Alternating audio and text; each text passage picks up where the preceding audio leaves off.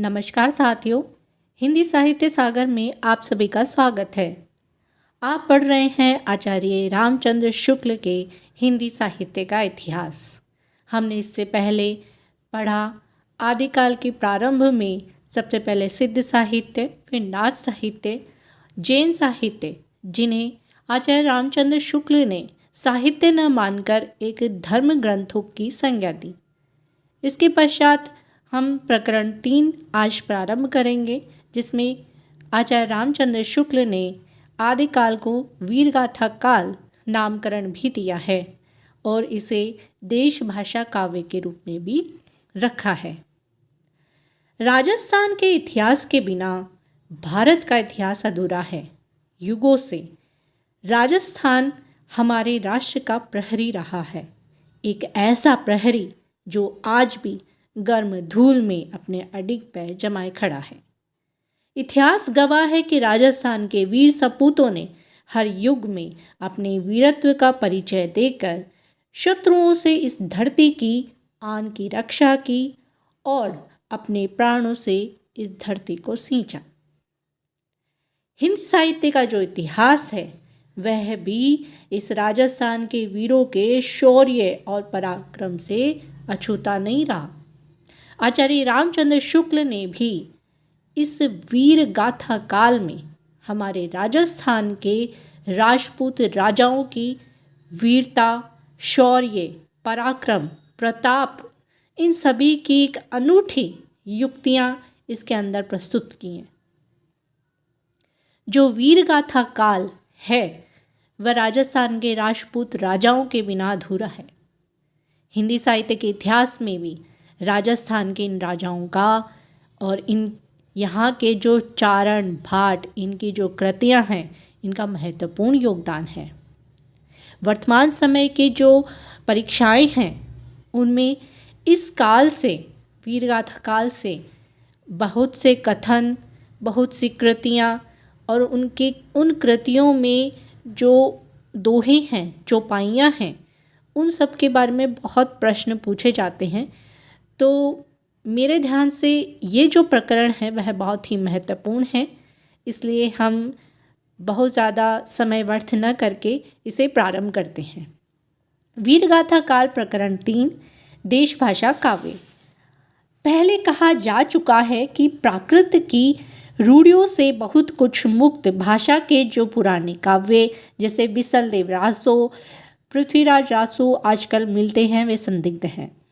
अर्थात कहने का तात्पर्य यह है कि जो आचार्य रामचंद्र शुक्ल हैं वो इन कृतियों को मानते तो हैं, लेकिन वर्तमान की जो कृतियाँ मिलती हैं वो उनको संदिग्ध मानते हैं और अप्रामाणिक मानते हैं। इसी संदिग्ध सामग्री को लेकर जो थोड़ा बहुत विचार हो सकता है उसी पर हमें संतोष करना पड़ता है। इतना अनुमान तो किया ही जा सकता है कि प्राकृत पढ़े हुए पंडित ही उस समय कविता नहीं करते थे। जनसाधारण की बोली में गीत, दोहे आदि प्रचलित चले आते रहे होंगे, जिन्हें पंडित लोग गवारू समझते रहे होंगे। ऐसी कविताएं राजसभाओं तक भी पहुंच जाती रही होंगी। राजा भोज, जस, मूसरचंद कहने वालों के सिवा देशभाषा में सुंदर भाव भरी कविता कहने वाले भी अवश्य ही रहे होंगे। और वीररस के पद्य छप्पई में राजभाषाओं के सुनाए जाने वाले नीति, श्रृंगार और विषय प्रायः दोहों में कहे जाते थे। कहने का तात्पर्य यह है कि जो राजसभाओं में जो नीति के और श्रृंगार के जो दोहे होते थे वो तो दोहे छंद में होते थे, और जो वीररस के जो पद्य होते थे वो छप्पई में सुनाए जाते थे।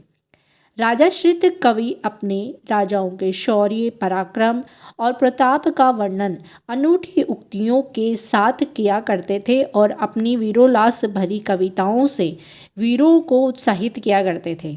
ऐसे राजाश्रित कवियों की रचनाओं के रक्षित होने का अधिक सुविधा था।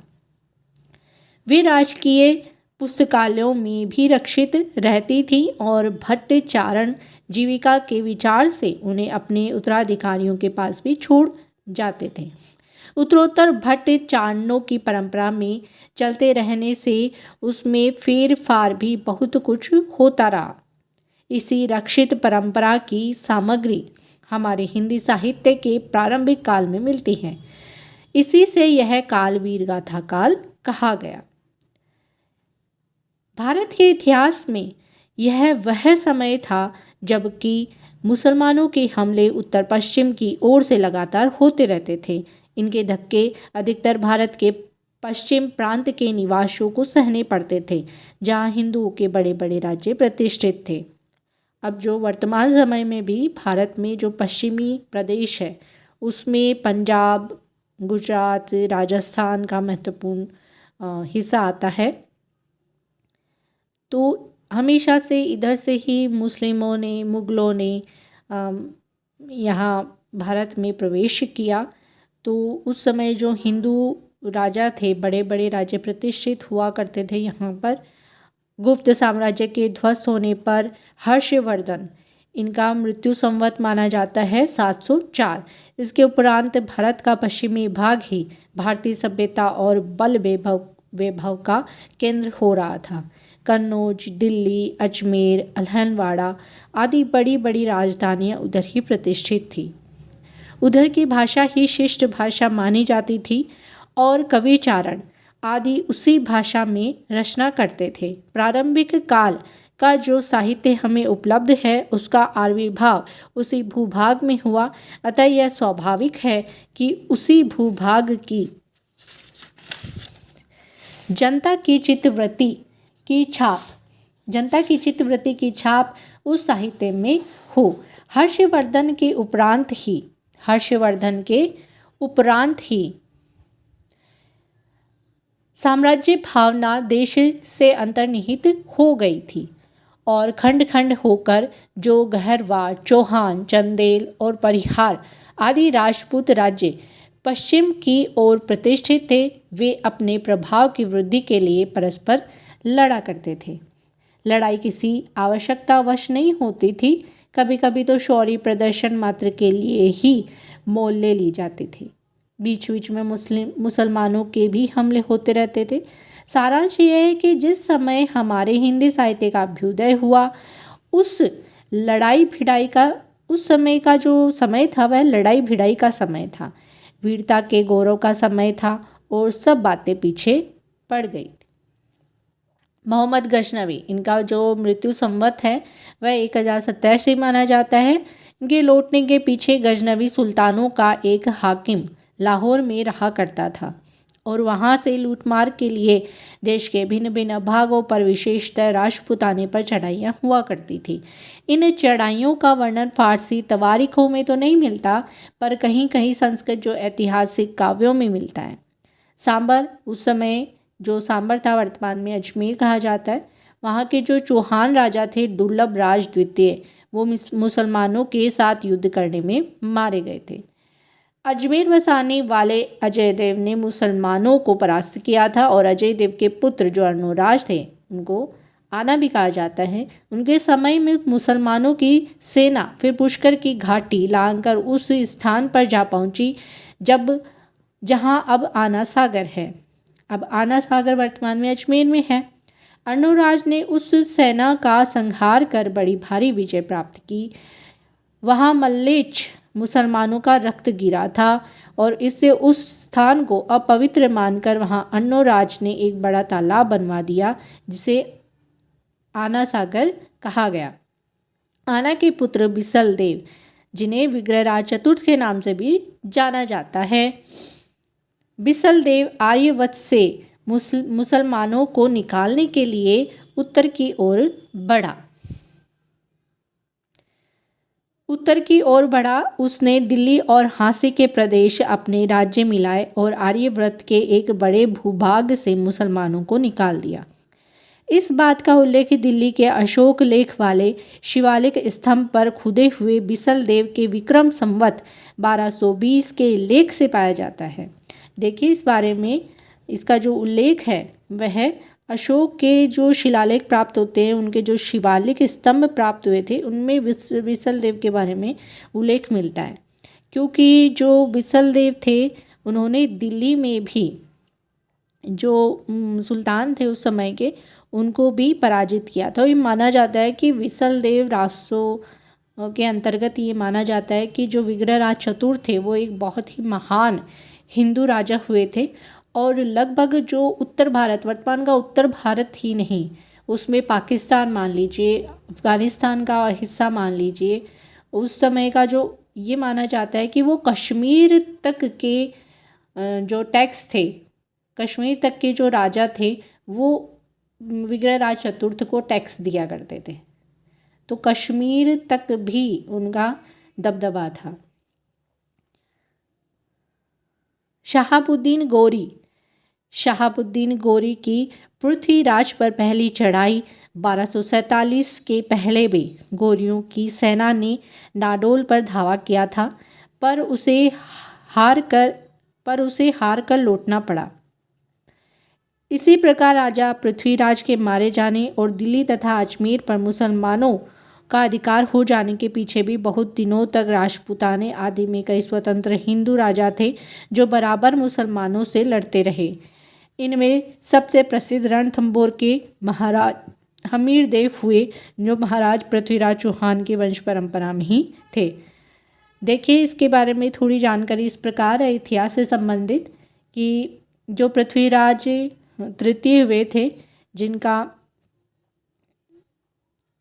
जो पृथ्वीराज रासो चंद्रवरदाई द्वारा रचित प्राप्त होता है, उनके पश्चात ये माना जाता है कि जो चौहान वंश के जो राजा थे वो रणथंभौर में जाके बस गए थे और उन्हीं की वंश परंपरा में एक महान और प्रतापी शासक हुए हमीर देव, और उन्होंने भी अलाउद्दीन खिलजी के साथ बहुत ही वीरतापूर्वक लोहा लिया था। वे मुसलमानों से निरंतर लड़ते रहे और उन्हें कई बार हराया। सारांश यह है कि पठानों के शासन काल तक हिंदू बराबर स्वतंत्रता के लिए लड़ते रहे। राजा भोज की सभा में खड़े होकर राजा की दानशीलता का लंबा चौड़ा वर्णन करके लाखों रुपए पाने वाले कवियों का समय बीत चुका था। राज दरबारों में शास्त्रार्थों की वह धूम नहीं रह गई थी। पांडित्य के चमत्कार पर पुरस्कार का विधान भी ढीला पड़ गया था। उस समय तो जो भाट या चारण किसी राजा के पराक्रम, विजय, शत्रु कन्या हरण आदि का अति युक्तिपूर्ण आलाप करता या रण क्षेत्रों में जाकर वीरों के हृदय में उत्साह की उमंग भरा करता था, वही सम्मान पाता था। इस दशा में काव्य या साहित्य के और भिन्न भिन्न अंगों की पूर्ति और समृद्धि का सामुदायिक प्रयत्न कठिन था। उस समय तो केवल वीर गाथाओं की उन्नति संभव थी। इस वीर गाथा को हम दोनों रूपों में पाते हैं। जो वीर गाथा की जो रचनाएं प्राप्त होती हैं, जैसे चारण, भाट, ये लोग क्या करते थे, राजाओं की वीरताओं का वर्णन करते थे, उनको उत्साहित करते थे, उनमें वीर रस का प्रवाह करते थे और उनकी जो रचनाएं थी वो दोनों रूपों में प्राप्त होती थी। दोनों रूप, मुक्त रूप भी और प्रबंध रूप भी। फुटकल रचनाओं का विचार छोड़कर यहाँ वीर गाथात्मक प्रबंध काव्यों का ही उल्लेख किया जाता है। जैसे यूरोप में वीर गाथाओं का प्रसंग युद्ध और प्रेम रहा, वैसे ही यहाँ भी था। किसी राजा के कन्या के रूप का संवाद पाकर दल बल के साथ चढ़ाई करना और प्रतिपक्षियों को पराजित कर उस कन्या को हर कर लाना वीरों के गौरव और अभिमान का काम माना जाता था। इस प्रकार इन काव्यों में श्रृंगार का भी थोड़ा थोड़ा मिश्रण रहता था, पर गौण रूप में प्रधान रस वीर ही रहता था। श्रृंगार केवल सहायक के रूप में रहता था। जहाँ राजनीतिक कारणों से भी युद्ध होता था, वहाँ भी उन कारणों का उल्लेख न कर कोई रूपवती स्त्री ही कारण कल्पित करके रचना की जाती थी। जैसे शहाबुद्दीन के यहाँ से एक रूपवती स्त्री का पृथ्वीराज के यहाँ आना की लड़ाई की जड़ लिखी गई है। हमीर पर अलाउद्दीन की चढ़ाई का भी ऐसा ही कारण कल्पित किया गया है। इस प्रकार इन काव्यों में प्रथानुकूल कल्पित घटनाओं की बहुत अधिक योजना रहती थी। ये वीर गाथाएं दो रूपों में मिलती हैं, प्रबंध काव्य के साहित्यिक रूप में और वीर गीतों के रूप में। साहित्यिक प्रबंध के रूप में जो सबसे प्राचीन ग्रंथ उपलब्ध है वह है पृथ्वीराज रासो। वीर गीत के रूप में हमें सबसे पुरानी पुस्तक बिसलदेव रासो मिलती है। यद्यपि उसमें समयानुसार भाषा के परिवर्तन का आभास मिलता है, जो रचना कई सौ वर्षों से लोगों में बराबर गाई जाती रही हो, उसकी भाषा अपने मूल रूप में कैसे रह सकती है। इसका जो प्रत्यक्ष उदाहरण है वह आला है। आला खंड भी कहा जाता है। किसे? परमाल रासों को आला खंड कहा जाता है। इसके गाने वाले प्रायः समस्त उत्तरीय भारत में पाए जाते हैं। यहाँ पर वीर काल के उन ग्रंथों का उल्लेख किया जाता है जिनकी या तो प्रतियां मिलती हैं या कहीं उल्लेख मात्र पाया जाता है।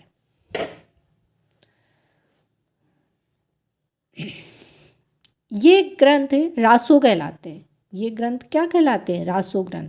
अब देखिए, इसमें पृथ्वीराज रासो को, बिसलदेव रासा को, आलाखंड जिन्हें परमाल रासो भी कहा जाता है, ये सब जो ग्रंथ हैं ये आचार्य रामचंद्र शुक्ल जी ने रासो ग्रंथ के रूप में माना है। कुछ लोग इस शब्द का संबंध रहस्य से बतलाते हैं, पर बिसलदेव रासो में काव्य के अर्थ में रसायन शब्द बार बार आया है, अतः हमारी समझ में इसी रसायन शब्द से होते होते रासो हो गया। तो ये प्रश्न भी आता है जी, और आप इसे अच्छे से देख लीजिएगा कि आचार्य रामचंद्र शुक्ल के अनुसार जो रासो शब्द की उत्पत्ति है ना, वो रसायन शब्द से उन्होंने मानी है।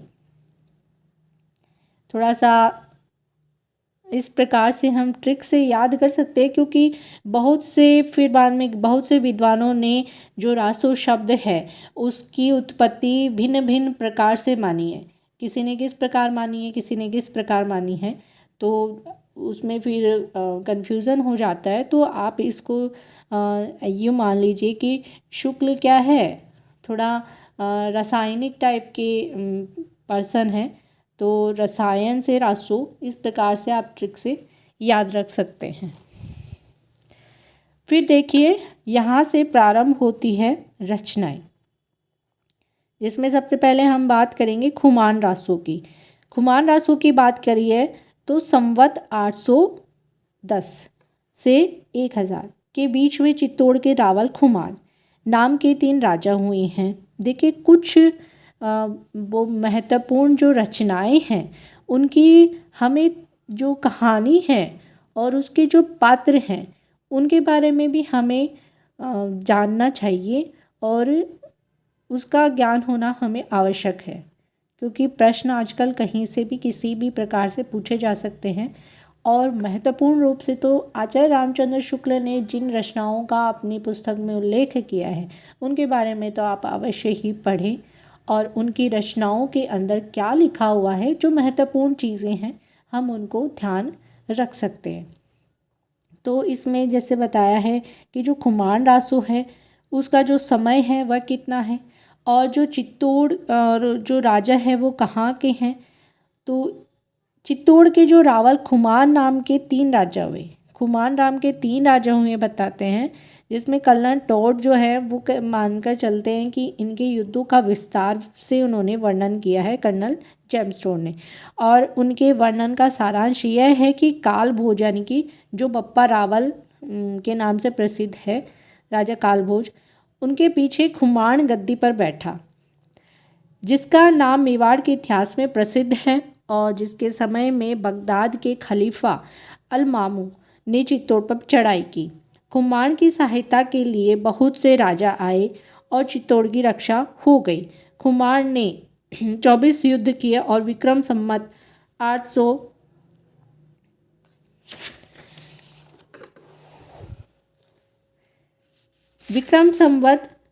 800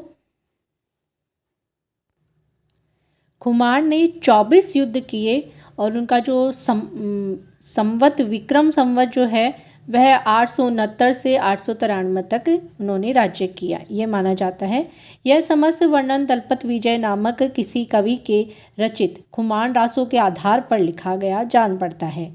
तो ये जो रचना है खुमान रासों, ये दलपत विजय नामक कवि की रचना मानी जाती है। तो इसके बारे में आप ध्यान रखिएगा। पर इस समय खुमान रासों की जो प्रति प्राप्त है वह अपूर्ण है और उसमें महाराणा प्रताप सिंह तक का वर्णन है।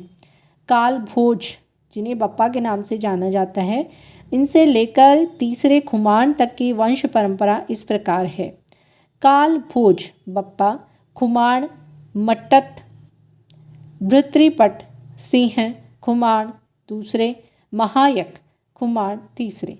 काल भोज का यह जो समय है वह विक्रम संवत 891 से लेकर 791 से लेकर 810 तक माना जाता है। और तीसरे जो खुमान हैं उनके उत्तराधिकारी जो है वो भृतृपट के समय के 2 शिलालेख विक्रम संवत 999 से 1000 तक के मिले हैं। अतएव इन 190 वर्षों का औसत लगाने पर तीनों खुमानों का जो समय है वह अनुमानतः इस प्रकार ठहराया जा सकता है।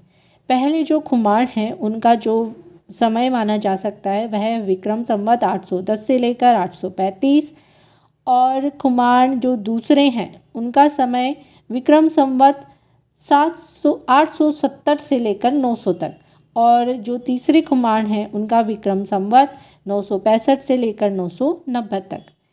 अब्बासिया वंश का अलमामू विक्रम संवत 870 से 890 तक के खलीफा रहे और इस समय के पूर्व खलीफों के सेनापतियों ने सिंध देश की विजय कर ली थी और उधर से राजपुताने पर मुसलमानों की चढ़ाइयाँ होने लगी।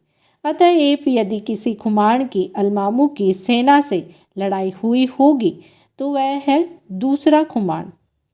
तो इस प्रकार यह प्रमाणित करते हैं आचार्य रामचंद्र शुक्ल की जो खुमान रासो है वह दूसरे खुमान जो हुए हैं उनके ऊपर ये लिखा गया है और उसी के नाम पर खुमान रासो की रचना हुई होगी। यह नहीं कहा जा सकता कि समय जो खुमान रासो मिलता है उसमें कितना अंश पुराना है और उसमें महाराणा प्रताप सिंह का तक का जो वर्णन है उसमें मिलने से यह निश्चित रूप से कहा जा सकता है कि जिस रूप में यह ग्रंथ अब मिलता है वह उसे विक्रम संवत की 17वीं शताब्दी में प्राप्त हुआ होगा।